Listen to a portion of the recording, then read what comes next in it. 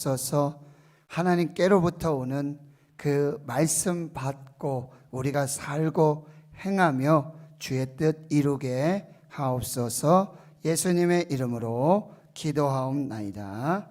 아멘.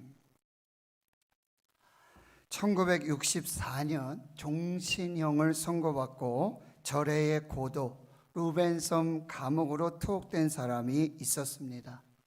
그 감옥은 다리 뻗고 제대로 누울 수조차 없을 정도로 좁았으며 변기로는 찌그러진 양동이 하나를 감방 구석에 던져 넣어 주었습니다.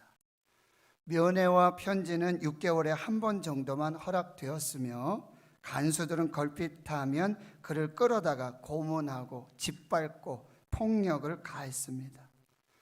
이미 사람으로서의 품격과 지위는 상실되었고 견딜 수 없는 모욕과 고통은 말로 표현할 수가 없었습니다.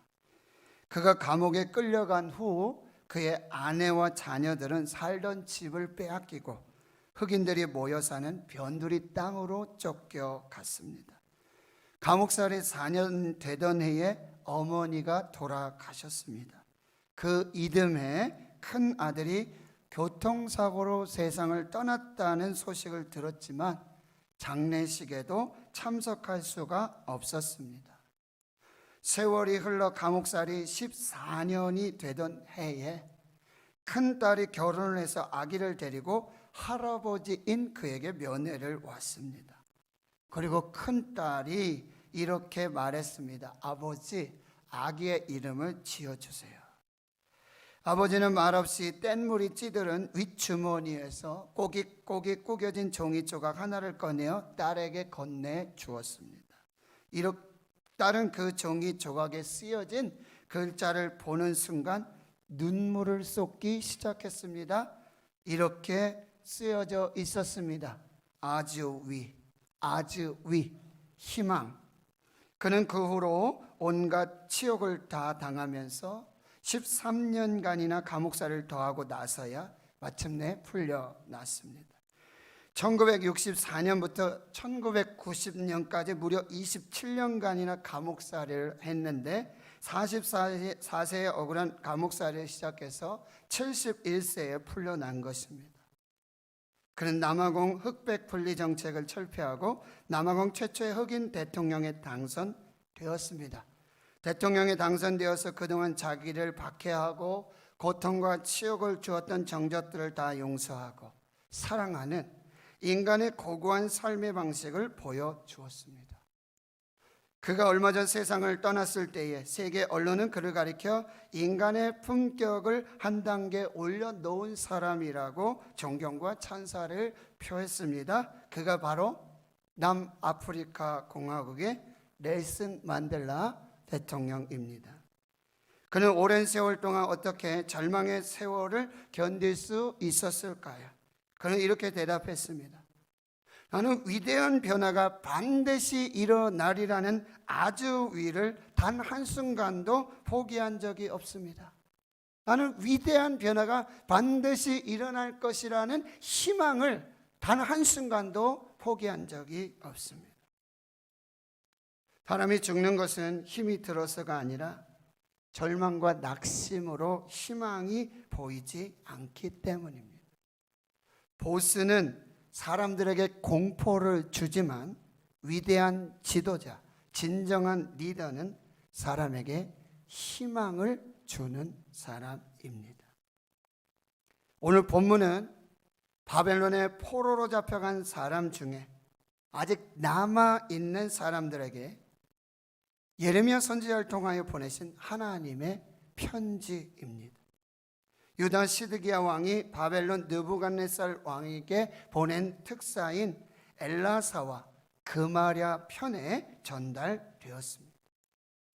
이스라엘과 유다가 바벨론의 포로로 잡혀간 이유는 분명합니다. 하나님의 백성들의 불신앙과 불순종이었습니다. 그 결과 하나님은 바벨론을 이스라엘과 유다의 심판과 멸망의 도구로 사용하셨습니다. 이스라엘과 유다 백성들은 하나님의 약속으로 주어져서 소유하고 하나님의 백성으로서의 정체성을 확립했던 가나안 땅을 잃고 자신이 살고 있던 집과 성전, 삶의 터전을 송두리째 빼앗기고 뽑혀서 광야와 사막 1100여 킬로를 이동하여 관습도, 언어도, 지형도, 기후도 다른 곳에 유배되었습니다. 자신들이 원치 않는 장소에, 자신들이 원치 않는 상황 속에서 낯선 땅에 사는 나그네가 되었습니다. 당시 포로 생활은 지금 우리가 상상할 수 없는 매우 충격적이고 무서운 경험이었습니다. 결국 이스라엘과 유다의 백성들은 자신의 정체성을 잃어버리고 자신들이 가치 없고 무의미하고 쓸모없는 불필요한 기생충과 짐꾸러미 같은 존재라는 불안과 낙심과 절망 속에 하루하루를 버티고 살았습니다. 또한 아합, 시드기야, 스마야 같은 거짓 선지자들의 거짓 예언으로 거짓된 꿈과 희망을 가지고 살았습니다. 그런데 이때 어느 날 예고도 없이 바벨론에서 포로 생활 가운데 있는 백성들에게 하나님께서 보내신 참 선지자 예레미야의 편지가 엘라사와 그마랴 편에 도착합니다. 이 편지는 하나님이 바벨론 포로들에게 주시는 평안과 소망, 구원과 생명의 메시지였습니다. 미래와 희망의 청사진이었습니다. 하나님 성도 여러분, 지금 우리는 마치 이스라엘과 유다 백성들이 바벨론에 유배되고 포로 생활하는 것 같은 코로나19 팬데믹의 시대를 살고 있습니다. 우리가 원하는 것이 아니죠. 우리가 바라는 것도 아니죠. 코로나19 시대 속에 우리가 살고 있습니다. 오늘 우리에게 주신 하나님의 메시지는 무엇일까요? 첫째, 이 편지는 만군의 여호와 이스라엘 하나님의 말씀이라고 정확하게 가르쳐 주십니다. 오늘 본문 4절과 또 8절, 9절, 10절, 11절, 14절 계속해서 반복되는 말씀이 이것은 만군의 여호와 이스라엘의 하나님의 말씀이니라. 하나님께서 이와 같이 말씀하셨느니라. 여호와의 말씀이니라. 여호와의 말씀이니라. 하나님의 말씀이니라. 하나님의 말씀이니라. 현재 발신자는 만군의 여호와 이스라엘의 하나님이십니다. 현재 수신자는 바벨론의 포로로 잡혀간 그리고 아직 남아있는 사람들, 편지를 예언으로 받은 사람은 예레미야 선지자, 편지를 바벨론 포로에게 전달한 사람은 엘라사와 그마랴입니다. 이것은 하나님의 말씀입니다. 마치 사도 요한이 노년의 반모섬에 유배되어 주의 날에 성령의 감동 속에 천사의 나팔 소리와 같은 하나님의 음성을 듣습니다. 예수 그리스도의 계시라, 지금 있는 일과 앞으로 일어날 일들을 기록하여 소아시아의 7 교회에 편지하라. 에베소, 서머나, 버가모, 두아디라, 사대, 빌라델비아, 라오디게아 교회에 편지하라는 말씀과 같습니다.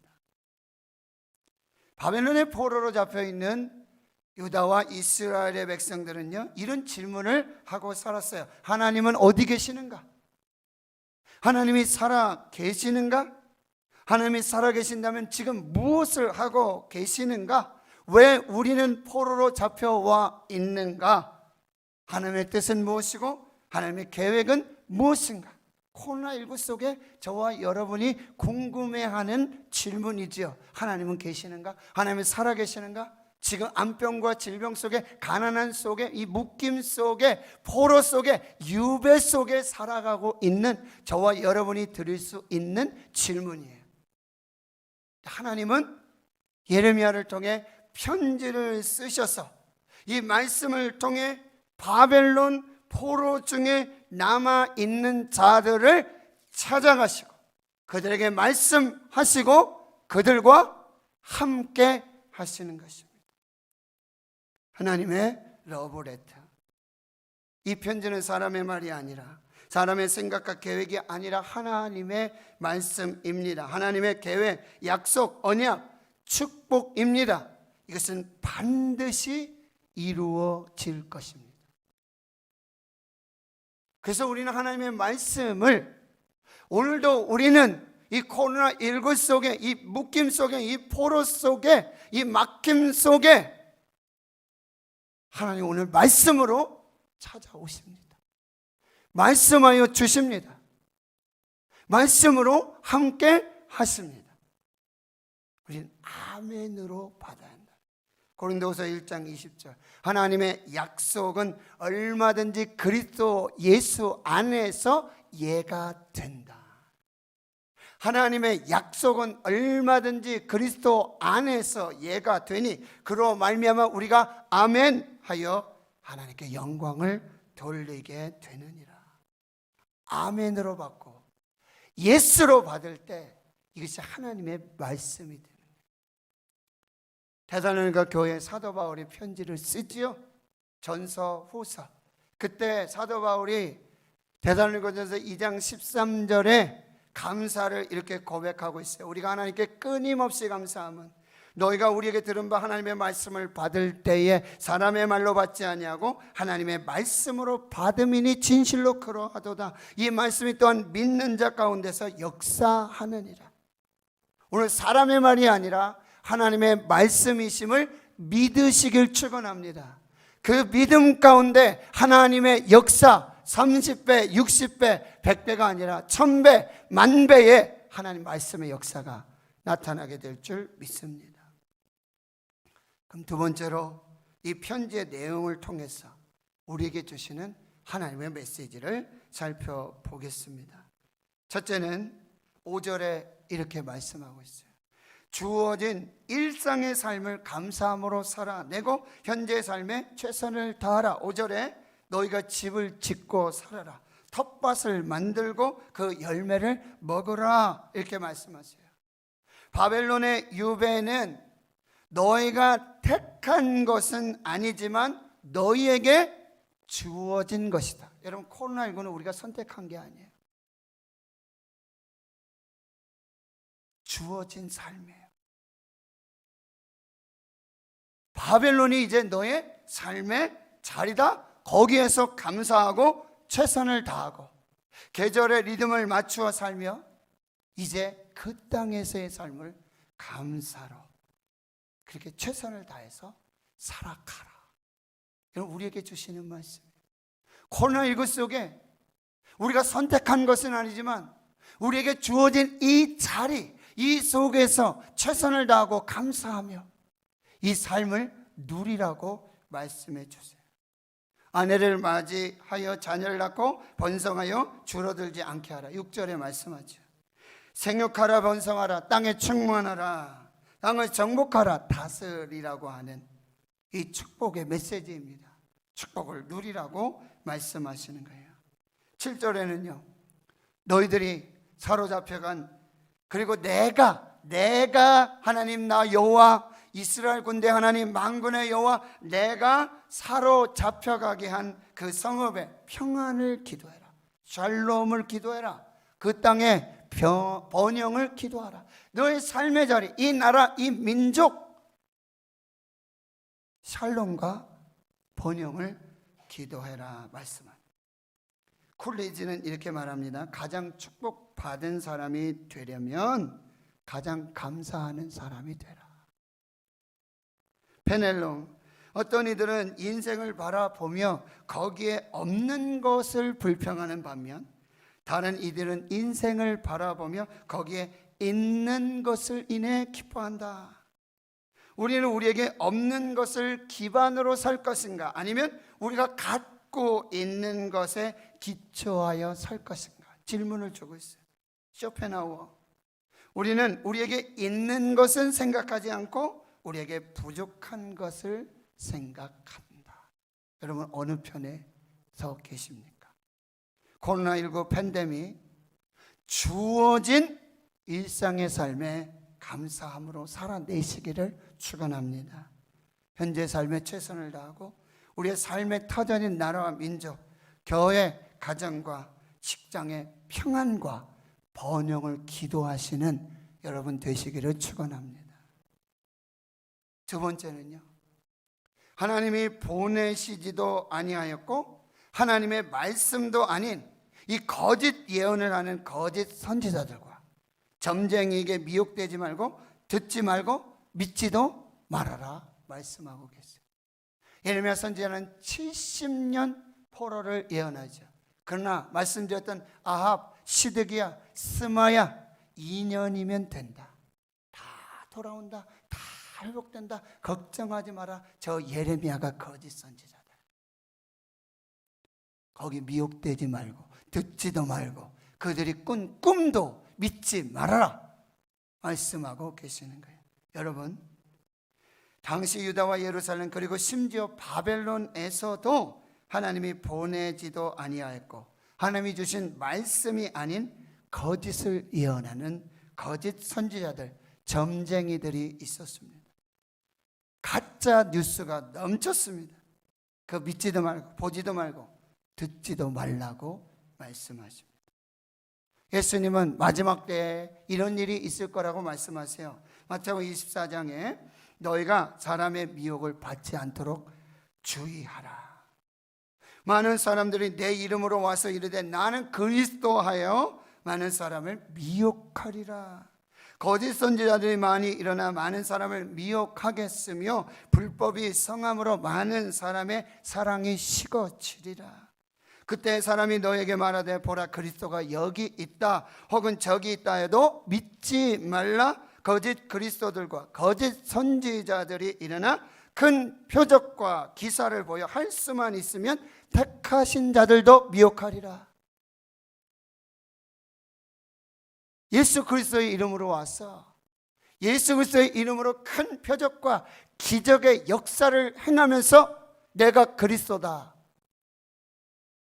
할 수만 있다면 택하신 자들도 미혹하리라. 마지막 때에 일어날 일이에요. 보라 내가 너에게 미리 말하였노라. 그러면 사람들이 너에게 말하되 보라 그리스도가 광야에 있다 하여도 나가지 말고 보라 골방에 있다 하여도 믿지 말라. 영적 분별력이 있기를 축원합니다. 영적 분별력을 가지시길 축원합니다. 세 번째 메시지, 바벨론 포로 70년은 이스라엘의 믿음의 시련의 시간이다. 10절 70년이 차면 70년이 지나면 바벨론에서 포로로 유배되어 70년이 지나야 한다. 때가 차야 한다. 그런데 그 시간 이스라엘과 유다의 바벨론 포로 70년은 바로 하나님의 섭리와 계획 속에 회개하고 연단받고 정결하게 거룩하게 구별되는 시간이라고 말씀하시는 거예요. 애굽에서 430년의 시간, 모세가 광야에서 40년의 시간, 이스라엘 출애굽 후 광야에서 역시 40년 훈련의 시간에 가. 그때 어떻게 된다고요? 바로 회개하고 연단하고 정결하게 되어지고 그리고 거룩하게 되어지는 훈련의 시간들이었다는 거예요. 이 70년의 시간이 바로 최상의 것을 드러내는 최악의 상황이었다. 어두우면 어두울수록 빛이 밝죠. 최상의 것을 드러내기 위한 최상의 최악의 환경 조건이었어요. 70년의 시간은 불필요한 것이 벗겨지고 깎아지고 그리고 본질적인 것만 남게 되는 시간이에요. 그 최상과 그 본질이 바로 하나님이라고 한다. 모든 우상이 버려지고 모든 우상이 깎여지고 오직 하나님만이 최상의 것으로 본질로 드러나는 그 시간이 된다는 거예요. 욥이 고백하죠. 그러나 내가 가는 길을 오직 그가 아시나니 그가 나를 단련하신 후에는 내가 정금같이 되어 나오리라. 시편 119편 71절 고난당한 것이 내게 유익이라. 이로 말미암아 내가 주의 율례들을 배우게 되었나이다.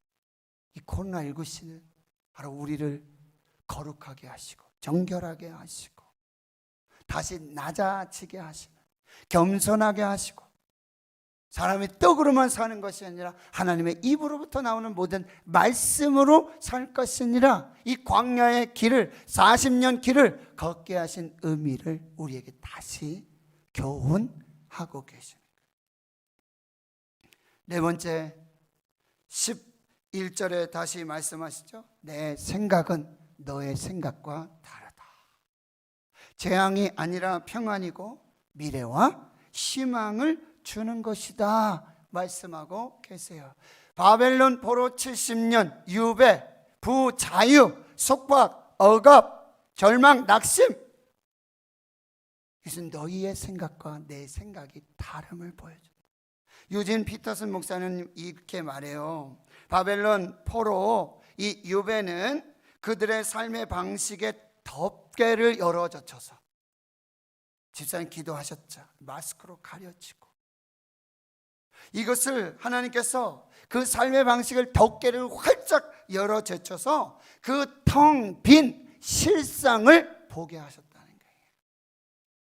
가면, 위선, 거짓, 그걸 열어 제끼셔서 그 속에 텅 빈 실상 보게 하셨다는 거예요. 예레미야 편지를 받고도 불순종하는 사람들도 있었고, 하나님의 말씀을 아멘으로 받고 믿음으로 순종한 바벨론의 이 포로들은 하나님에 대한 새로운 탐구를 시작했다. 마침내 하나님을 찾기 시작했다. 그들은 바벨론에서 하나님의 백성으로 산다는 것이 무엇을 의미하는지 찾기 시작했다. 모세와 예언자들의 계시를 글로 쓰고 사본을 만들고 깊이 묵상했다. 여러분, 구약 성경의 대부분 예언서라든지 이 시편 이 부분들도요, 포로기 시대에 재편집이 되고 다시 기록되어지고 다시 쓰여지기 시작했다라고 하는 거예요. 성경이 지닌 놀라운 풍성함을 깨닫게 됐고, 다시 떡으로만 살 수 없었다. 하나님의 말씀이 필수 양식이었다. 과거 어느 때보다 더 깊이, 그리고 삶을 변화시키는 방향으로 기도하는 법을 새롭게 배웠다. 하나님이 어느 한 장소 성전에 한정된 분이 아니고 익숙한 환경에 묶여있는 분이 아니라, 하나님은 예루살렘만 계시고 성전에만 계시는 그 예배와 형식에만 묶여 계시는 하나님이 아니라, 지금 여기 나와 이 포로 가운데, 이 묶임 가운데, 이 감옥과 같은 유배 속에 함께하고 계신다. 이걸 깨닫게 된다.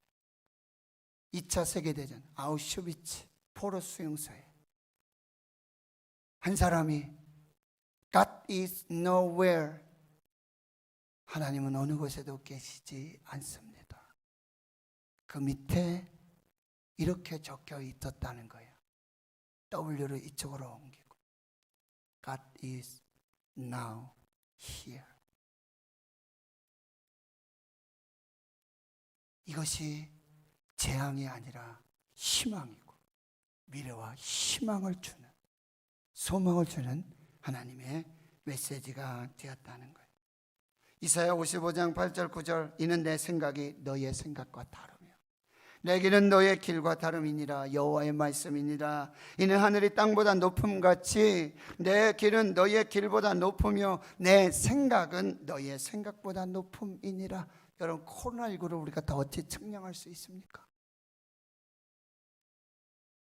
하나님의 계획과 섭리, 내게 암병을 주시고 지금 복상 망하게 하시고 모든 것을 막으시고 모든 것을 묶으시고 꼼짝달싹할 수 없는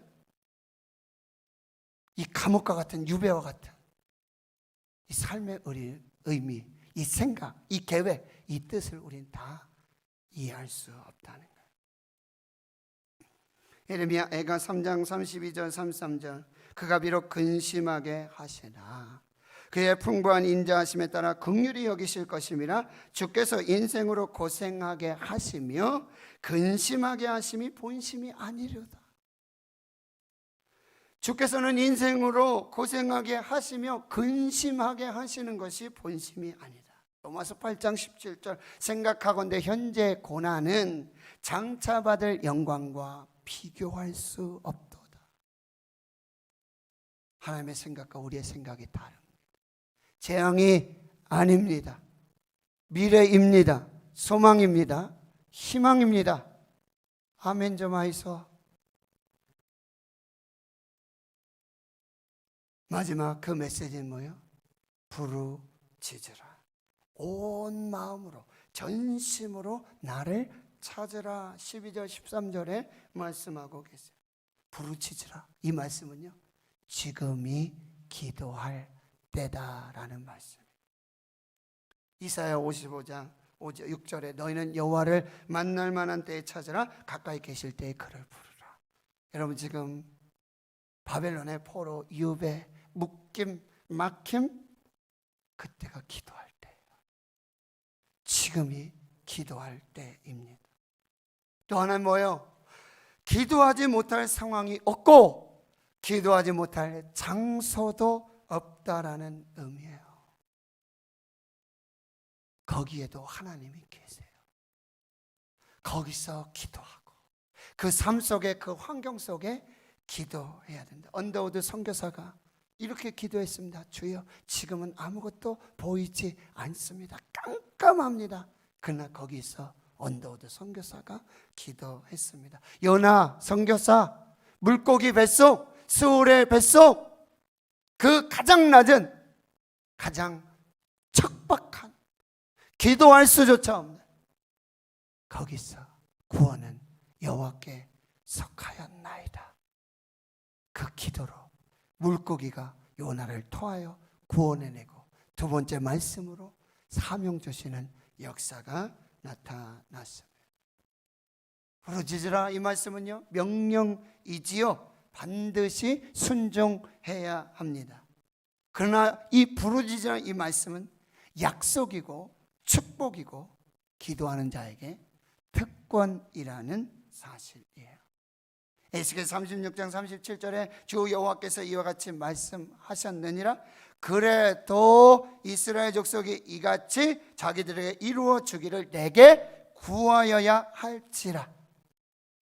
이사야, 예레미야, 에스겔, 다니엘에게 주신 하나님의 말씀은 이스라엘의 심판과 멸망이었어요. 유다의 심판과 멸망이었어요. 그러나 그게 끝이 아니에요. 회복하시고 구원하시고 생명을 주실 것이라고 약속하셨어요.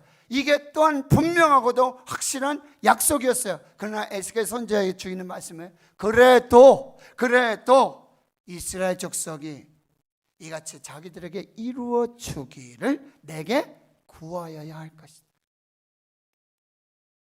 부르짖으라 이 말씀은요, 지속적으로 기도하라는 거예요. 지속적으로.